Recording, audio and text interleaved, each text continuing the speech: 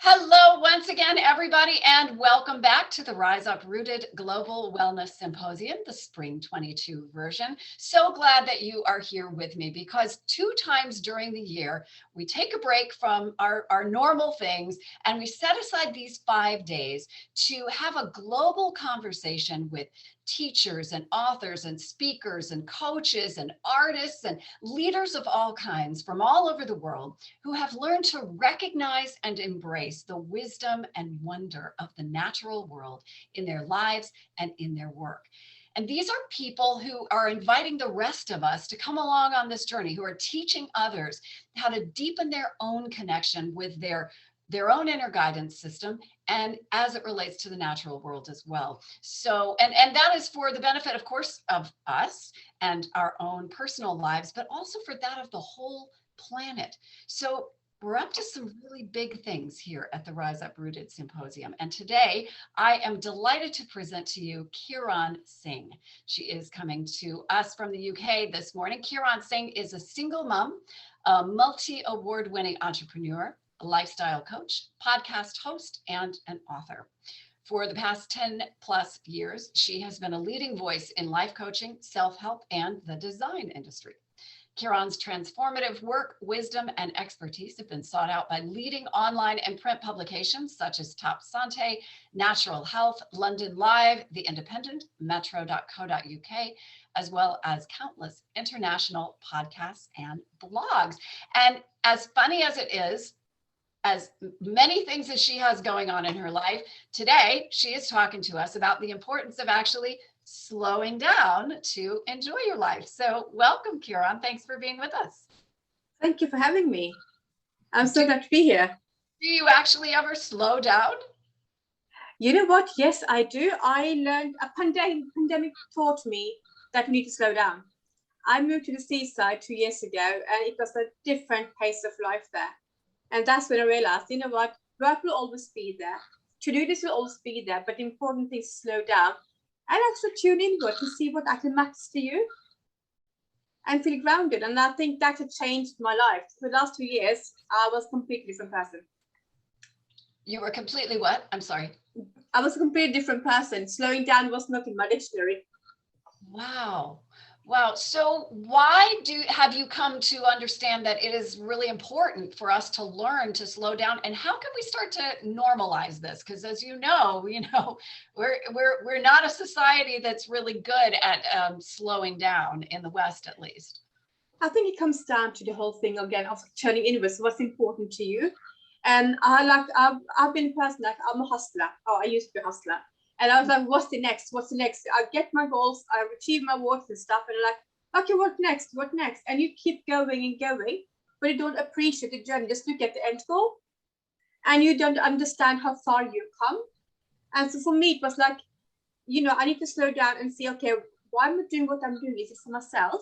Or is it to get validation from external people, from others? And once I start seeing that, and then also it came for me with my house as well. I'm an interior designer. And, I have a beautiful house, but I was like, I need to buy this, I need to buy that. You just accumulate stuff more in every area of your life. But when I started looking inwards, I was like, you know what? I don't even use 90% of my things. Yeah. It's not adding any value to my life. I end up spending more time cleaning it and actually enjoying it. Yeah. I don't go outside and spend time outdoors, which I actually love because I'm always like, oh, no, I need to work. Oh, I've got to-do list. I need to look after the house. I need to cook. I need to, all those things that need to be done. Right. So when I moved to the seafront, when the pandemic happened, literally right before the lockdown, it got extended in the UK. And suddenly it was so quiet. I was like, oh my goodness, I'm in a new city, and what am I meant to do here now? My work was going very well. I couldn't complain, but I felt something was missing. And it's when you start feeling that something is missing and you have everything you once dreamt of. You have your business, you have a daughter, you have a house, you have money coming in, you have everything you once dreamt of, but something is missing. And I was like, maybe I should need to go out, but the world is bigger than just my little world. So I started going out for walks. I started going to the woods, to sit on the beach, spend more time outdoors than I spent indoors, basically. And that was life-changing. That was honestly life-changing for me. Oh, so just bear with me. Yeah, no, that I had to mute for a second because my dogs were going bonkers. I have such a similar experience to you. I really resonate with that because in my life, it was actually like I didn't slow down and then start going outside. It was Yeah, the time I spent outside actually helped me slow yeah, my life down and become more mindful. So what yeah. benefits have you seen from, so you've kind of made this transition over the last, what, year and a half or so, or Yeah. 2 years. So what benefits have you seen of simplifying and slowing down a bit? And what does that look like in your day-to-day life? I have the whole simplifying process. So over the last couple of years, I think I got rid of about 80% of my belongings. Wow. Because I thought, you know what, I don't use everything. And when you actually sit down and think, you're stuck at home in your lockdown and think, okay, I've got so much stuff. I don't get any people coming to visit me that often. Why don't I use the best thing for myself? You know, we have this tendency of buying things so when we get people coming over to show off. I'm like, no, I deserve my best things. My best clothes, my best perfume, my blankets, everything I need is for me. When I bought them for myself, not to show other people. And I think once I started looking into, does everything you have in your house serve a purpose? And when I started doing that inner work, I got rid of, like I said, 80% of my belongings, spent more time out in nature. And it's like, it was contentment. I started to feel grounded. I felt connected. I felt a contentment. And I felt at peace. I have everything I ever need. And I'll give an example of that. So when you live in the seafront, when I lived, there was no trees, so you couldn't see the season change. You could just see the sea all day long. And I'm being a Scandinavian. I was born and brought up in Norway. So you see the season change, very kind of, you can see them change basically. So the first year and at the seafront, I couldn't see anything.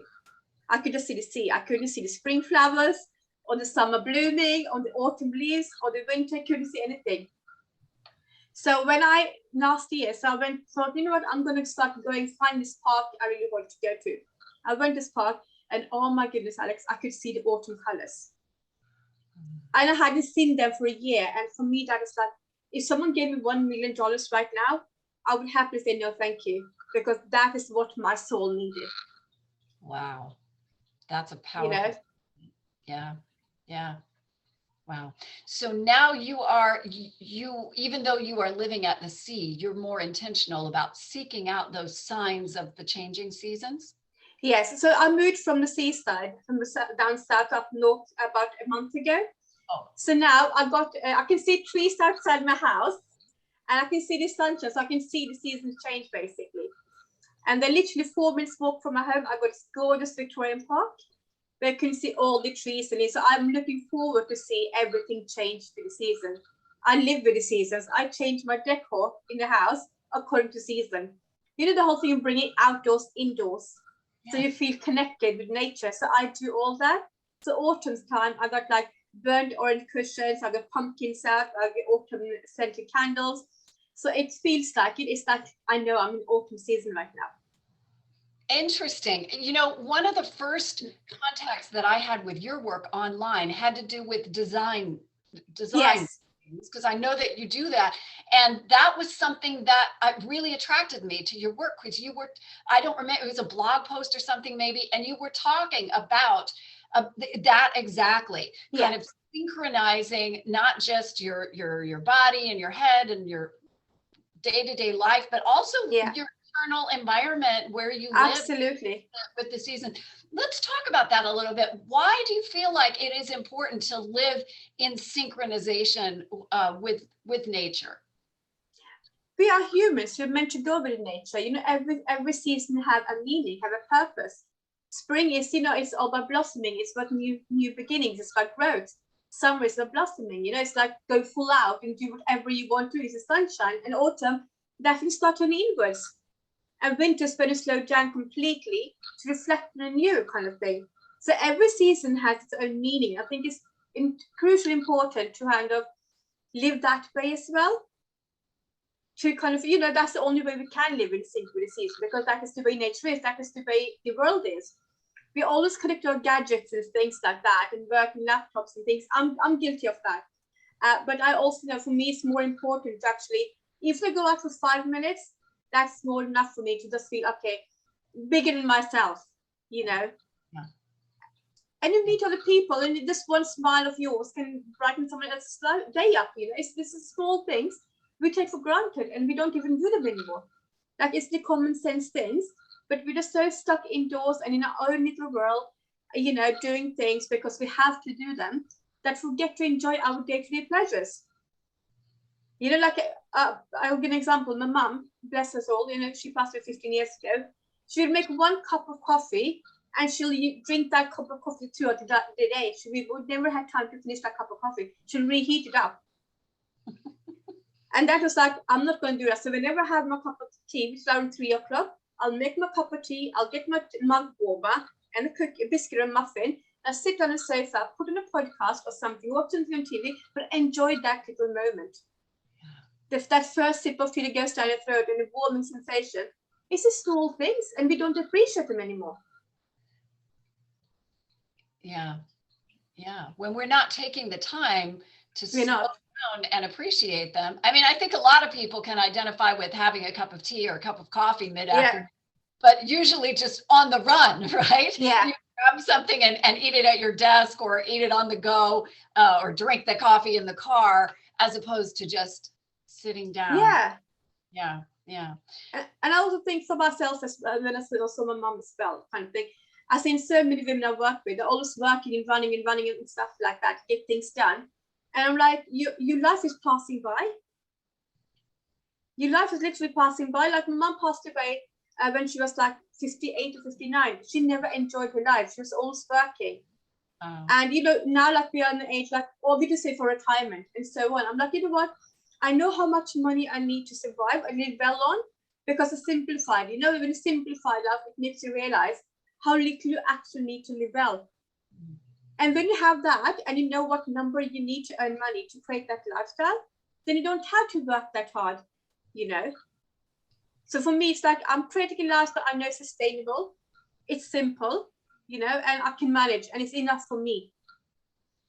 And I make sure I live every day. I don't want to wait to my retirement to live. I've done that, like raising my kid when she was, before she turned 16, I was always running back and forth to make ends meet. I had so many expenses. You know, you get kind of tempted by the latest phone, latest laptop, latest TV, whatever it is, you get tempted. The temptation is always there. But then also realize that, okay, I spent that money, I could spend money on myself. I could have done something for me. So now, because my daughter isn't with me, she's in finishing A-levels in a different city, all the way down south, I booked myself a trip to Amsterdam because I know I want to travel again, a solo trip. I'm going to Paris in a couple of months' time. So I'm doing things for myself because I want to feel that I lived while I still had my health and my energy levels. You know, I just hit perimenopause. I know my body's changing, but I'm making sure I do things every day for myself that makes me feel happy and content with my life. And now we can't all book a trip to Amsterdam or Paris, unfortunately, because I would be. But it sounds like you really have found ways to not just save that slowing down for vacation, but actually integrate it into your day-to-day life too. Absolutely. I go for walks every morning, the morning cup of tea, but every go to sleeping. It's quiet in the park. I love walking, taking pictures, and see the birds and the birds tweeting, the lake and the trees flowing. Everything is just so beautiful. And they'll go in the afternoon. So after I'm done with our interview, I'll go out for another walk today. Bring my cup of tea and just go for a walk. Sit in nature. You know, there's something that's comforting that you can sit at home and do. You have a beautiful home, but what brings you peace outside in nature, nothing brings that peace, honestly. Yes. Amen to that, sister. I have certainly found that to be the case, that nowhere do I find that level of peace. Yeah. And it just kind of calms your nervous system in a way that really nothing else does.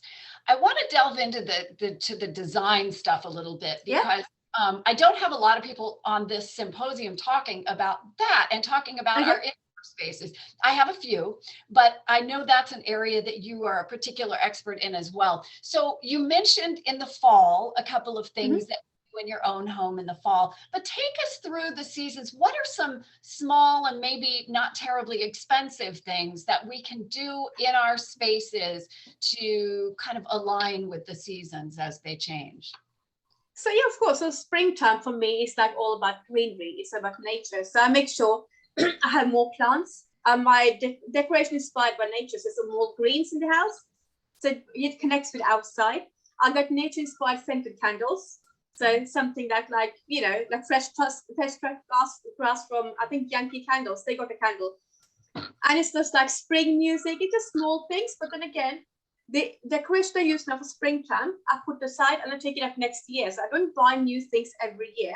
I might add one thing, which I kind of find, oh, I really like this one for next year kind of thing.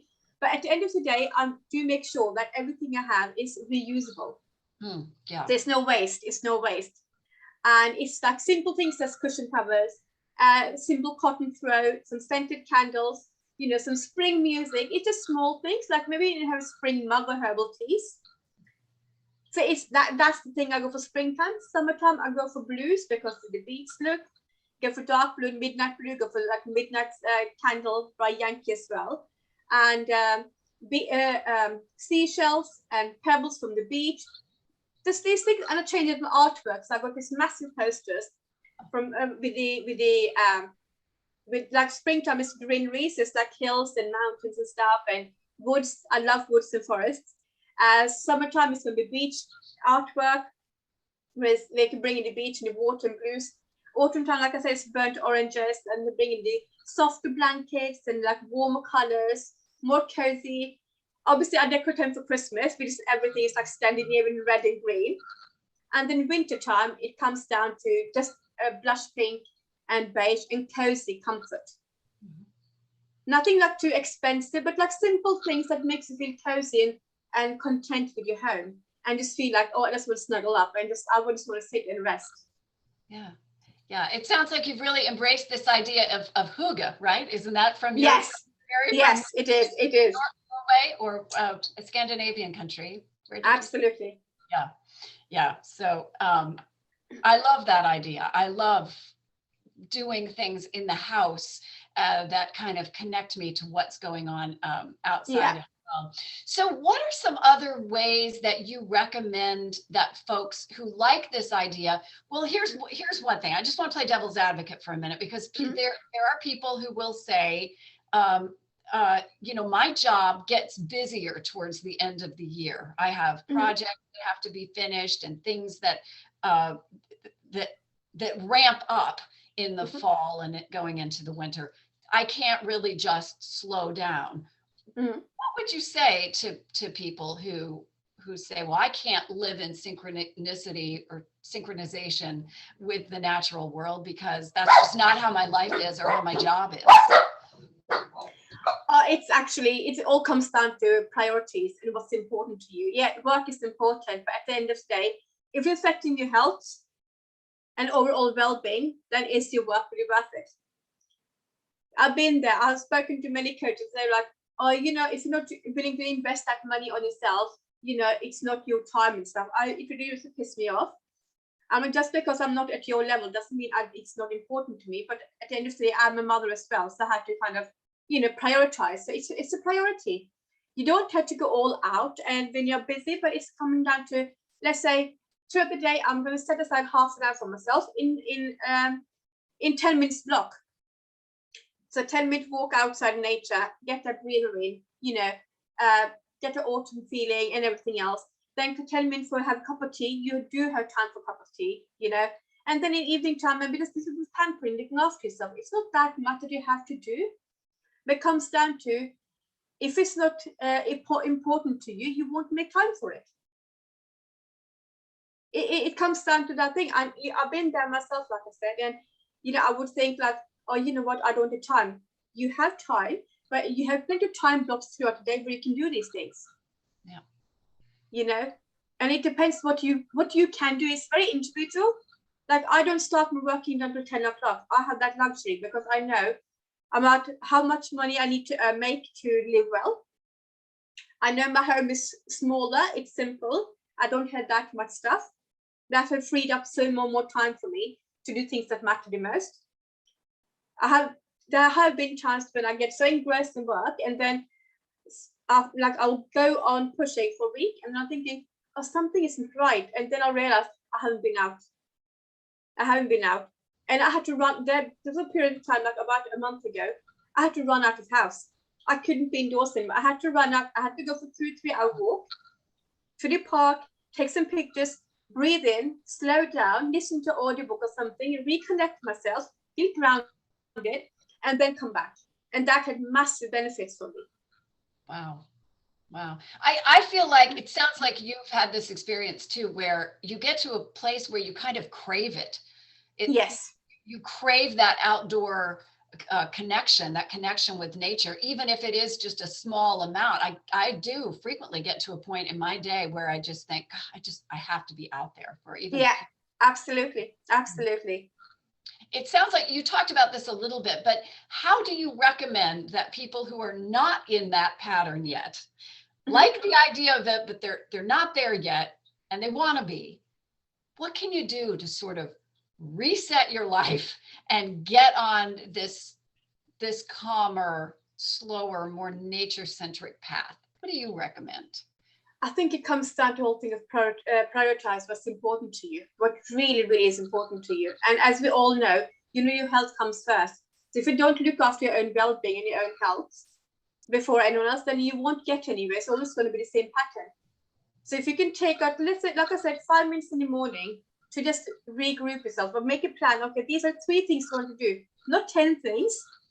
Be realistic. I used to have massive to-do lists, and I'm going to get this done. And then you feel shit when you don't get to the list at the end of the day. So now I'm gentle with myself. I give myself 2 personal tasks for myself, 2 for my business, and 2 life admin tasks. And that's it. If I get all of these 6 things done throughout the day, I'm happy.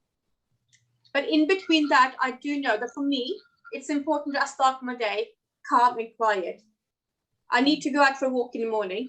Even if it's a 5 minutes walk, or just stand in the garden on the grass bare feet, that's one thing. So it's just the small things, but it's very individual. What works for me might not work for you. So I think I would say that try the things you always wanted to do to see if you still want to do them. Sometimes we have this idea of a thing we want to do. Or my ideal self would be walking barefoot on the grass in the morning, have a cup of tea and do yoga. And then you try it, like, nah, it's not for me. I thought I would because you were influenced by someone. And then you have this ideal life based on other people's needs and views and lifestyle, but forget about yourself. So write down a list of all the things you want to do, your ideal day and morning, or what it to look like. Try these things one thing at a time. See if it works for you. If it does, put on a shortcut list. If it doesn't work, strike it out, find something else. Mm-hmm. But for you to find out your own way of living and doing things, you need to try things 100 times to see if it actually works for you. And I think that's what we forget to do. 100 times. You have to try it 100 times before you'll know if it works. Absolutely. I tried so many times, like, let me try yoga again. Maybe it'll be different. And I try yoga, and I'm like, nah, it's not working for me. I've been to the gym so many times. Nah, gym isn't working for me. Going for walks? Yes, please. Take me for 2-3 hour walk every day. I'm happy. Yeah. But sign up for a yoga class, even though it sounds so good. I even did a yoga instructor at diploma last year. It all sounds very good when you're reading the books and see influencers on Facebook and Instagram and stuff. And I think, oh, I could do that. And then you do it like, nah, not really. It's not me. I'm more of a walking out in the forest kind of person, or walk in the park and take pictures and just listen to audiobook. That's me. That's my form of exercise. So you need to find what works for you. Yeah, I love that, because we do tend to look and see, and even on this symposium, you'll hear people talking about different practices and different things, and you think, yes, I'm going to do that, Yeah. And then if you try it and you don't really like it, you think, oh, well, gosh, there must be something wrong with me, because everybody does it so great, and I can't do it. Yeah. Yeah. So tell me what your personal, kind of what your day looks like. I know that it's personal to you, but to kind of walk me through how you've talked about kind of starting your morning slowly with tea and maybe a walk. And then tell me a little bit about your day and how you've integrated these ideas into your day to day. Yeah, so I wake up. I used to wake up 5 o'clock when I used to live in the seaside. Now I wake up at 8 o'clock whenever I feel like it. Whenever I feel I'm rested, I'll get out of bed. I'll make my bed. I'll then go to the kitchen. So make my turmeric milk, golden milk. That's my thing in the morning, and I'll have that, freshen up, then go for a walk. Take my earbuds with me and my phone and listen to audiobook while going for a walk. Get some fresh air, and then come back home and then make breakfast. And then sit down slowly and just plan out my day. Okay, what am I meant today? Do some journaling and stuff. Like my days are very slow. That's the way I want them to be, because I have hustled enough to realize that, oh, you know what, I've done that bit. Now it's time to enjoy my day-to-day life, basically. Have my breakfast, do some journaling. Then around 10 o'clock, I'll start working for about 3-4 hours. Then I'll have lunch. I'll go for another walk, come back again, check in on emails and stuff. And then I'll probably start making dinner. I have early dinner. I have dinner around 5 o'clock. That's kind of my Norwegian time. So I had dinner around 5-6 o'clock, late by 6. Have my dinner, do the dishes and stuff. Watch something on TV, something either inspirational, or I'll binge watch something for a couple of hours. At the end of the day, I don't waste my time watching silly stuff. Whatever I'm binge watching has some benefit, adds value to my life. Something I can learn from. And then I'll probably go for another walk again, just because I have a park 4 minutes walk away from my house.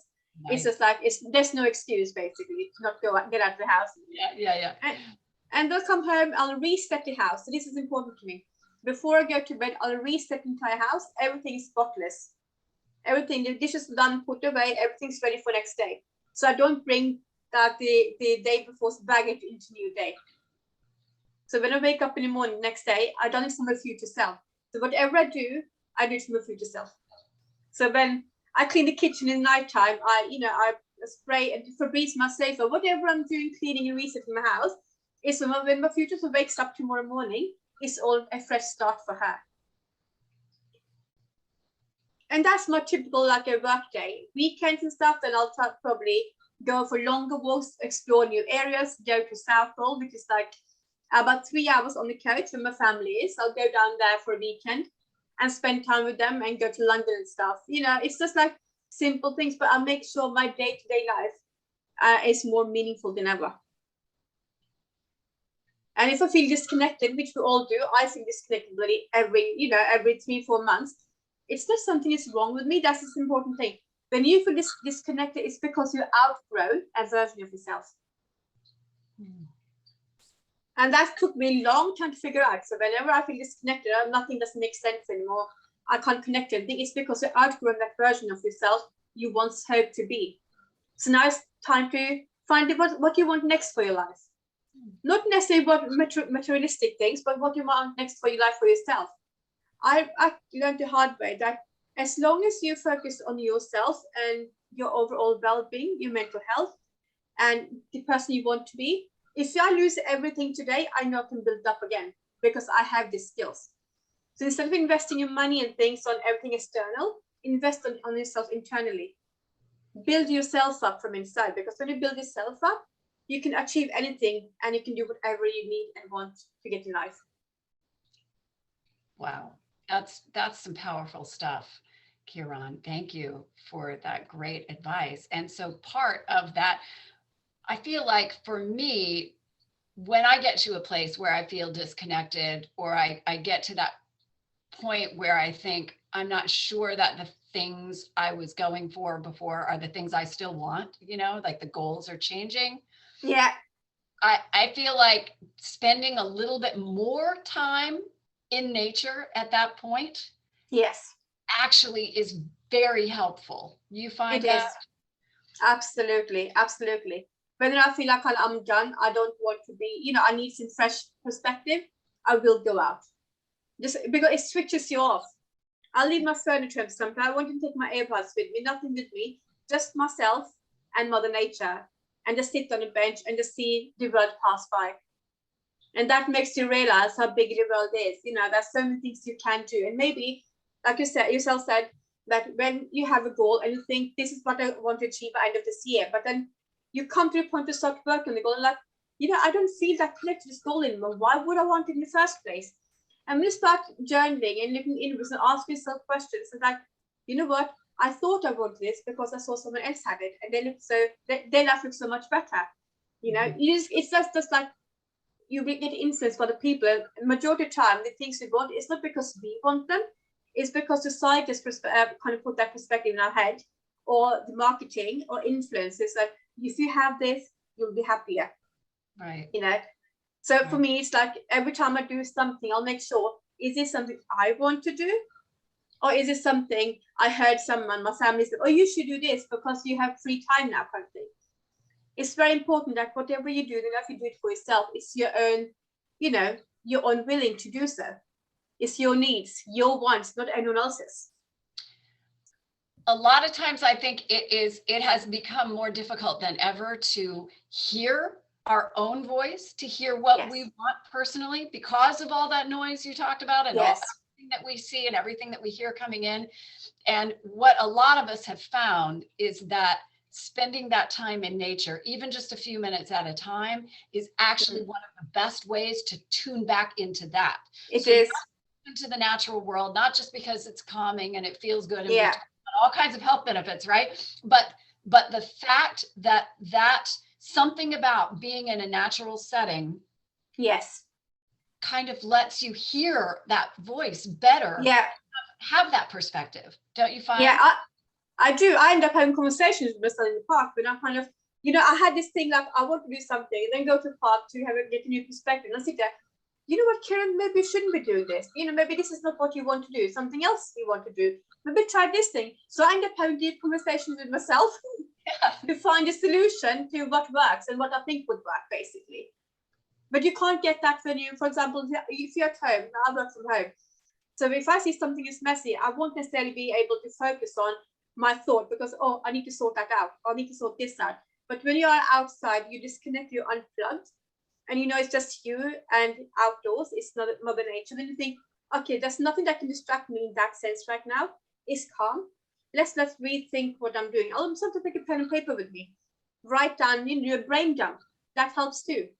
Yeah. But you need to find what, like I said, you need to find what works for you. So you need to try different things until you find that thing that works. But at the end of the day, whatever works for you right now might work 2 weeks from now or a month from now, because we're constantly growing and evolving. So whatever worked like last year or a month ago, you're not the same person you were a month ago. You're not even the same person 2 weeks ago, for example. Something has changed. Something's changed every single time. Every single day we change. True. But you need to kind of tune in that. And I think people don't take enough time out to tune inwards. Mm-hmm. They're just too busy with what's going on in the world and the way you should be living your life and should be doing things, instead of the way you want to live and the way you want to do things. Yeah, completely agree. And one of the best ways to start and one of the best places to do that is by getting outside and really wherever you are. Kieran's fortunate that you have a park nearby, and before that you by a beach, but you really don't have to have a park in order to. Even if you have a garden, just go outside and garden, summer, springtime, go barefoot and walk on the grass. 5 minutes of that will do amazing for you. If you don't have a garden, just if you have a balcony, do that. Or if you don't even have that, then create like nature-inspired mornings. So put on nature music, like birds tweeting or some waterfall or something. Light a candle that is inspired by nature. Just sit down, ground yourself. You don't have to go out of the way, but obviously the more time you spend outdoors, which us Scandinavians do, it's going to have massive benefits for you, both mentally and physically. But if you don't have that time in the morning, then at least create like something nature-inspired where you're surrounded by plants. You have a comfortable little seating area, you have lots of plants around you. You can open the window, play some music, light a scented candle. That can work beneficial for you as well. But like I said, there's so many things you can do, but you need to be willing to try it. Try and fail until you find something that works. Yes. So if you take nothing else away from this discussion, make it that you're going to go and find and try the thing that works for you. So you heard lots of different, you'll hear a ton of different people on this symposium talking about all different kinds of things that you can do. And my challenge to you is to go find the thing that works for you. Kieran's given us some great advice. Thank you so much for all of those ideas. So a lot of different ideas so that you have literally no excuse to not find something, right, that works for you. Yeah. So the gift that Kieran is offering for participants of the symposium is access to her digital library. So I can only imagine there are all kinds of fabulous resources in there. You want to talk for a second about what you have that folks can tap into there? Yeah, so all in the library, so loads of worksheets that can actually, help you connect with yourself and how to learn to be yourself, how to slow down, how to plan your ideal morning routine and evening routine, how to meal plan. Our diet is very important. So like on your happy list, where's your happy place? There's so many worksheets you can work through that to find, they will help you, guide you to find what works for you, basically. Wonderful, wonderful. That's perfect. So if you're enticed by this idea, definitely go. We've got the link on this page. Go and check out what Kieran has for you and find your own happy place in your own way to connect to nature and connect to the seasons as well. Kieran, thank you so much for being with us. Any final words for us? I think one thing I always say, wherever life takes you, trust your journey. I think that's very important. I even have that tattooed on my wrist. Trust the journey. Trust your journey, regardless of where you are right now. It's not always going to be like this. Even if you're living your best life, things will change. I'm living my best life, but I also know I'm always ready for a change. I'm always up for a challenge.